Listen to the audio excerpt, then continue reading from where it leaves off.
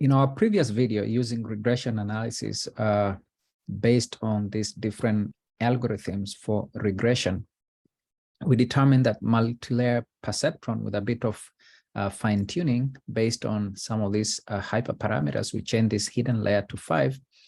We were able to get some very high R squared. Remember, R squared closer to 1 just shows you how your model explains the variance in your data, or rather the housing price is explained by the data in your model. So with this, I went ahead and saved this model. Again, you can save this model by click on save, right click, and I saved it as mlp.house.model. Okay. I opened a new Explorer and I loaded it up. Again, you can always go here, load the model, and I loaded this model based on where I saved it, right? Went through the whole process, select the supply test set here, open the file, open the new data that we already created before for testing. Again, don't forget to uncheck all this. We don't need that. Output prediction, we choose as plain text so that we're able to visualize this.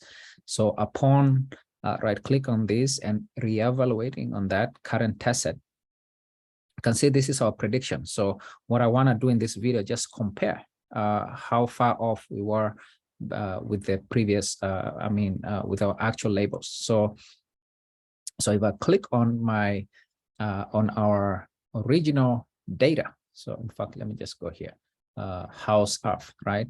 So, and then I pull this one here. So we can see for the first instant, we predicted 203,822, and our actual label was 205,000. So not too bad. And then for our prediction was 227,730. Our actual was 224,900. A third here, 214. I think this was the one that was very off. But if you look at the third one, I think the fourth one, 197. We have 197, 189. And then this was almost dead on, the one for 325,000. So again, you can see the error here compared with the predicted and the actual label was very minimal. So again, this is how we can assess our model, how well it's performing. So the goal is to minimize this error, right?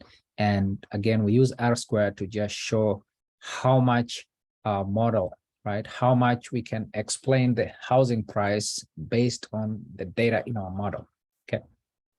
So pretty much. So again, that was the goal of this video, to just compare different algorithms based on how we train the data and how we test it on some unseen data.